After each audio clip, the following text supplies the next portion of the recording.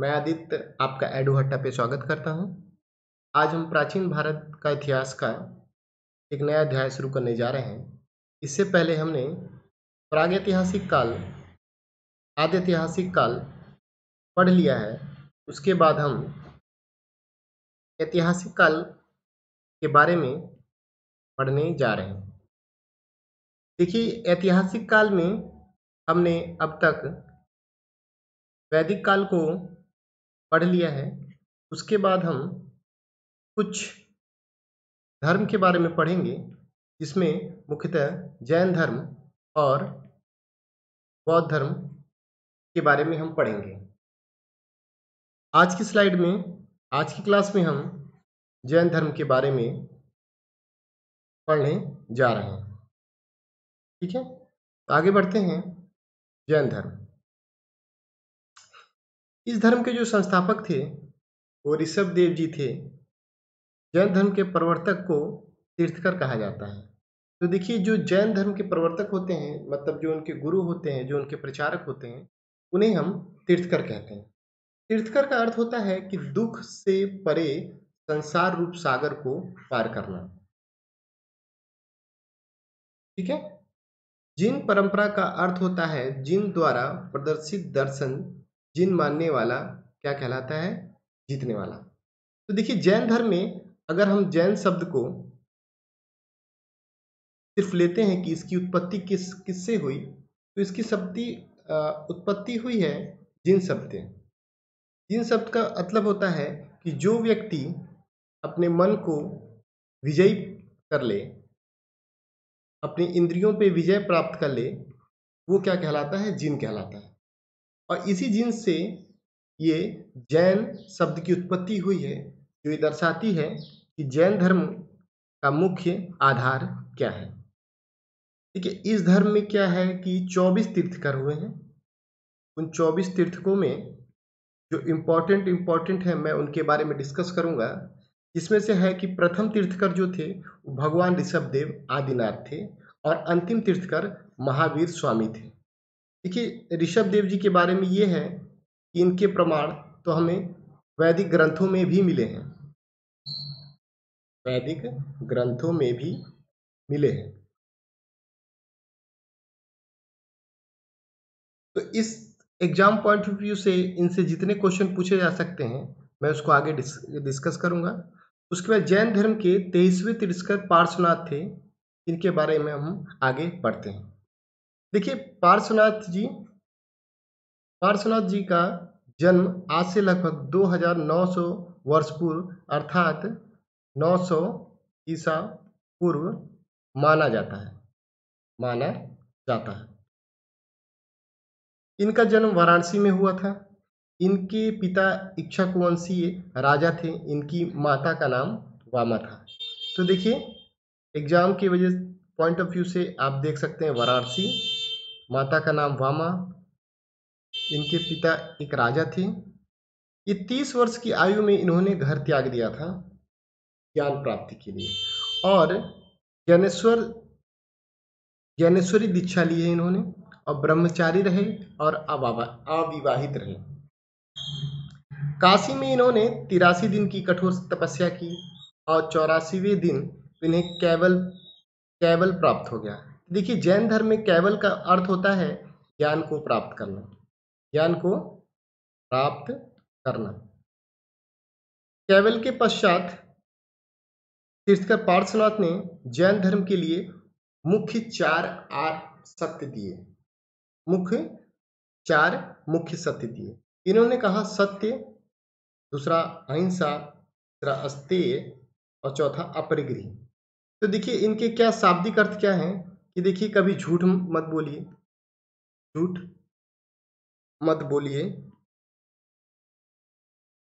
अहिंसा का मतलब है हिंसा मत कीजिए।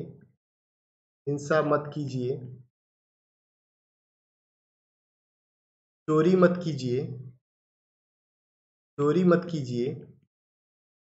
चोरी का मतलब है किसी की भी वस्तु जो है, आप अगर उसकी इच्छा के विरुद्ध आप उसे ग्रहण करते हैं, वो चोरी होती है। और धन का संचय मत कीजिए। ठीक है। जितनी आपको अगर आवश्यकता है उससे अधिक आप धन संचय करते हैं तो ये भी गलत है। अंत में अपना निर्वाण काल समीप जानकर ये संवेद शिखर जी पर्वत है पारसनाथ की पहाड़ियों में झारखंड में चले गए और वहां जाकर श्रावण शुक्ल सप्तमी को उन्हें मोक्ष की प्राप्ति हो गई। आगे बढ़ते हैं, हम पढ़ते हैं महावीर स्वामी जी के बारे में, जिन्हें जैन धर्म का वास्तविक संस्थापक, वास्तविक, देखिए वास्तविक का मतलब ये है कि जो जैन धर्म था वो ऋषभ देव जी ने शुरू किया था, लेकिन ये उतना प्रचार नहीं कर सके जितना जैन धर्म का प्रचार महावीर स्वामी जी के आने पे हुआ। तो ये तो उसके संस्थापक हो गए, लेकिन एग्जाम में कभी कभी पूछता है कि वास्तविक संस्थापक कौन थे, वो महावीर स्वामी थे।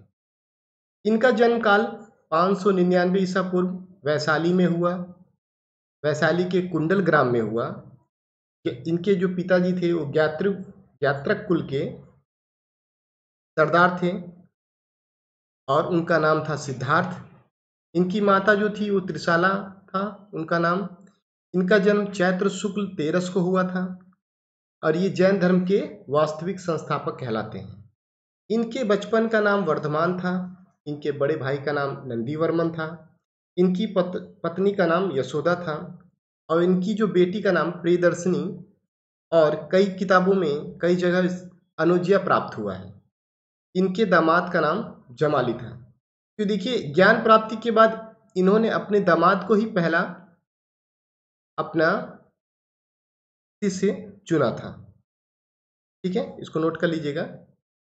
30 वर्ष की आयु में इन्होंने ग्रह त्याग दिया था और 12 वर्ष की कठोर तपस्या के बाद जाम्बिक ग्राम में एक साल वृक्ष के नीचे ऋजुपालिका नदी के तट पर इन्हें ज्ञान प्राप्ति हुई। ज्ञान यहाँ भी हम केवल लिख सकते हैं, इन्हें केवल प्राप्त हुआ। ठीक है, देखिए ज्ञान प्राप्ति को यहाँ कैवल्य कहते हैं। ज्ञान प्राप्ति के बाद इन्हें कैवलीन मतलब ज्ञान को प्राप्त करने वाला, जिन मतलब मन को जीतने वाला, और निग्रोध यानी सभी बंधनों से मुक्त इनको कहा गया। ये तीनों आप कह सकते हैं, एग्जाम पॉइंट ऑफ व्यू से बहुत इंपॉर्टेंट है। इन्होंने अपना जो पहला उपदेश दिया था वो राजगीर में दिया था। देखिए ये राजगीर है, इसे राजगृह भी कहते हैं। ठीक है, तो इससे आप कंफ्यूज मत होइएगा। महावीर ने अपना पहला उपदेश प्राकृतिक भाषा में दिया था, प्राकृत भाषा में, और जबकि अंतिम उपदेश पावापुरी में दिया था। तो देखिए पहला उपदेश कहाँ दिया था, अंतिम उपदेश कहाँ दिया था, किस भाषा में दिया था, ये आप नोट कर लीजिए। भगवान महावीर ने ईसा पूर्व 527 में 72 वर्ष की आयु में बिहार के पावापुरी जो राजगीर में है, कार्तिक कृष्ण अमावस्या को निर्वाण मोक्ष प्राप्त कर लिया था। और ज्ञान प्राप्ति के बाद इन्होंने पंचायन धर्म को प्राप्त दिया था। देखिए निर्वाण प्राप्त कर लिया था, जैसे कि पार्श्वनाथ जी ने 4 सत्य दिए थे, उसी सत्य को एक प्लस कर लीजिए, ये जो सत्य था वो महावीर जी ने दिया था। तो देखिए पहला सत्य अहिंसा उन्होंने भी दिया था, किसी भी जीव को किसी वजह से पीड़ा नहीं पहुंचाना, नुकसान ना पहुंचाना। सत्य मतलब हित मित प्रिय वचन बोलना, हमेशा सत्य बोलना, असत्य बिना दी गई वस्तु को ग्रहण करना। अगर व्यक्ति कोई आपको कोई वस्तु है, आप उसकी इच्छा विरुद्ध उससे ले रहे हैं, ये एक तरीके की चोरी ही कहलाती है। आप उसको इच्छा के विरुद्ध ले रहे हैं, उसे बिना बताए ले रहे हैं, ये सारी जो चीजें हैं वो चोरी में गणना होती हैं। इन्होंने जो एक अलग से 1+ अगर मान लिया जाए कि एक्स्ट्रा क्या ऐड हुआ था, वो था ब्रह्मचर्य।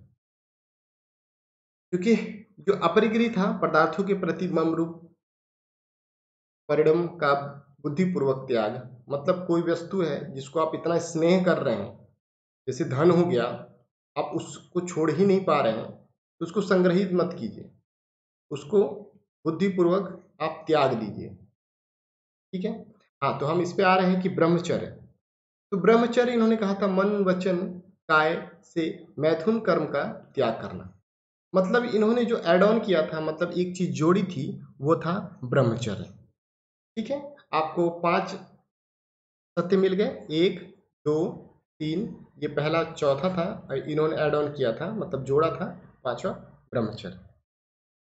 देखिए महावीर जी के त्रिरत्न थे, सम्यक ज्ञान, सम्यक विश्वास और सम्यक आचरण।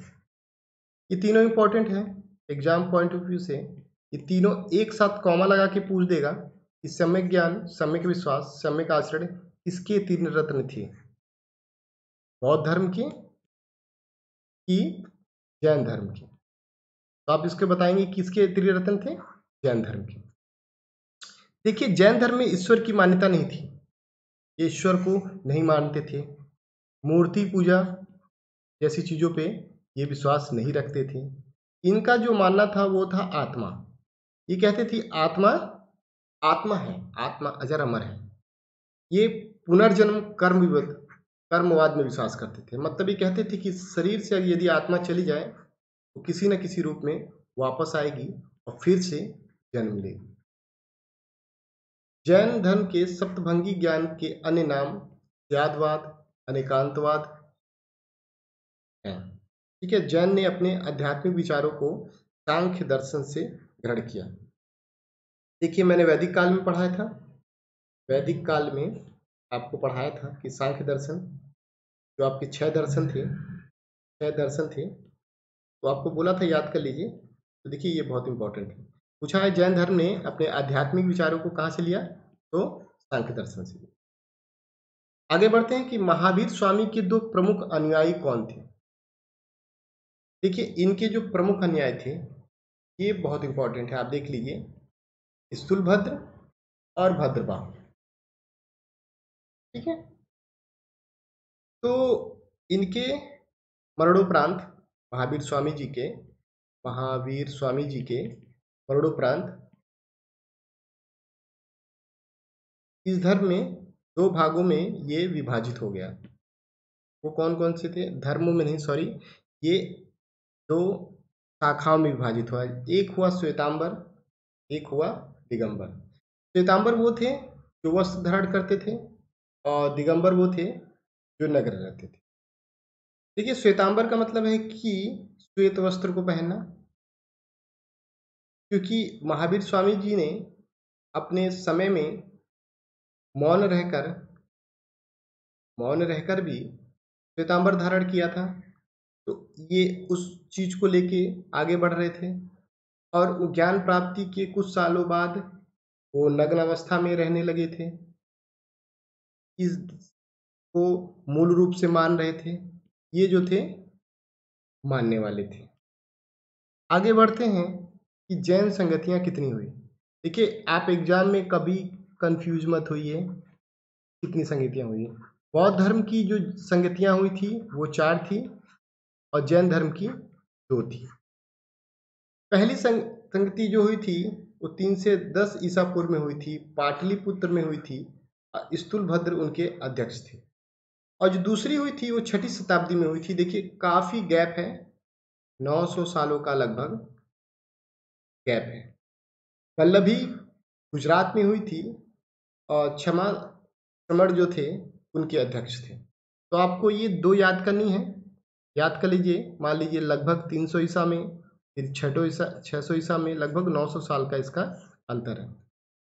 देखिए प्रमुख जैन तीर्थकर हैं, उनके कुछ प्रतीक चिन्ह हैं जो एग्जाम पूछते हैं। जैसे कि मैं कहा था कि ऋषभ देव जी के बारे में अगर कुछ कंफर्म, मतलब पुष्टि धारक कुछ ज़्यादा पता नहीं है, क्योंकि ये कई किताबों में इनके बारे में जानकारी मिलती है, लेकिन इनका जो प्रतीक चिन्ह है वो एग्जाम में पूछता है। इसको आप नोट डाउन कीजिए कि ऋषभ देव जो पहले थे उनका बैल है, दूसरे अजीत नाथ जी थे तो हाथी उनका प्रतीक चिन्ह है। 22वें अरिस्टिनेमी हैं जिन्हें शंख उनका प्रतीक चिन्ह है। 23वें पार्श्वनाथ जी थे, इसको आप याद कीजिएगा, सर्प काफी इंपॉर्टेंट है। इसे एग्जाम में तो ये तक पूछ लेता है कि सर्प ही क्यों है। इसके बारे में डिटेल क्लास में कभी हम बताएंगे, तो आगे बताएंगे।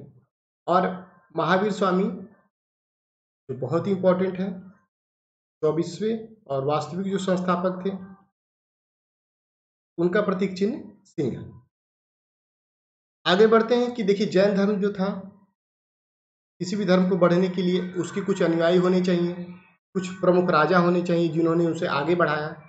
तो देखिए उदायन थे, वंद राजा थे चंद्रगुप्त मौर्य, मौर्य वंश के संस्थापक, कलिंग नरेश खारवेल, राष्ट्रकूट राजा, अमोघवर्ध, चंदेल शासक, ये सब जो थे प्रमुख राजा थे जो जैन धर्म के प्रचारक भी थे। चंद्रगुप्त मौर्य के शासनकाल में पाटलिपुत्र में प्रथम जैन सम्मेलन हुआ, ठीक है, और जिसे श्वेतांबर आगम का संपादन किया। अशोक तथा उनके पौत्र दशरथ के समय में बराबर तथा नागार्जुन की पहाड़ियों को काटकर आजीविकों के लिए आवास बनाए गए। देखिए आप सोच रहे होंगे कि अशोक जो थे वो बौद्ध धर्म के अनुयायी थे, लेकिन फिर भी उन्होंने इस धर्म के लिए क्यों कुछ किया? इसलिए किया क्योंकि जो उनके दादाजी थे चंद्रगुप्त मौर्य जी, वो जैन धर्म के अनुयायी थे। तो उसी वजह से इन्होंने जो आजीविकों के लिए, मतलब ये भी एक आजीविक संप्रदाय है, उन्होंने उनके लिए बराबर तथा नागार्जुन की पहाड़ियों को काटकर आवास बनाए थे। अशोक के समय बराबर पहाड़ी गुफाओं में सुदामा की गुफा और कर्ण चौपड़ नामक गुफा सर्वप्रसिद्ध है। जैन तीर्थंकरों की जीवनी भद्रबाहु द्वारा रचित कल्पसूत्र। देखिए कुछ इंपॉर्टेंट आपकी जो साहित्य हैं आप उन्हें भी नोट डाउन कर लीजिए स्टार मार्क करके, कि जो उनके रचित रचनाएं हैं वो कौन कौन सी। आचार रंग सूत्र, सूत्र कृतांग और बहुकल्प सूत्र आरंभिक जैन साहित्य का ही भाग है। देखिए जो प्रमुख साहित्य हैं इसको मैं सर्कल कर दे रहा हूँ, आप इसको नोट डाउन कर लीजिए। मौर्योत्तर युग में मथुरा जैन धर्म का प्रसिद्ध केंद्र था, ठीक है, और मथुरा कला का संबंध जैन धर्म से। देखिए एग्जाम में अक्सर पूछता है कि मथुरा कला का संबंध किससे है, ठीक है। आगे बढ़ते हैं कि देखिए जैन धर्म है, इसके कुछ प्रमुख जैन तीर्थ स्थल है, ना कह के कुछ भी कह सकते हैं आप, ये आप इसको तीर्थ स्थल मान सकते हैं, जो कि इसमें सही भी है। और कुछ प्रमुख मंदिर हैं जो बाद में भी बनवाए गए, कई राजाओं द्वारा बनाए गए और कुछ आज के टाइम में भी बनाए जा रहे हैं उनके अनुयायियों द्वारा। तो देखिए ये है महावीर जैन मंदिर जो कि राजस्थान में है, काफ़ी सुंदर मंदिर है। पार्श्वनाथ मंदिर मध्य प्रदेश खजुराहो में है। मीरपुर जैन मंदिर राजस्थान में है। रड़कपुर जैन मंदिर राजस्थान में है। गोमितेश्वर बाहुबली मंदिर कर्नाटक मैसूर में, ये देखिए काफ़ी मशहूर मंदिर है ये। और ये अजितनाथ मंदिर गुजरात में, ठीक है। आज की क्लास हमारी यहीं ख़त्म होती है। आपकी नेक्स्ट क्लास में हम बौद्ध धर्म के बारे में पढ़ेंगे। तो आपको इस क्लास में कोई अगर डाउट हो तो आप नीचे कमेंट सेक्शन में बता सकते हैं, और प्लीज़ लाइक करें, शेयर करें और सब्सक्राइब करें, ठीक है। धन्यवाद।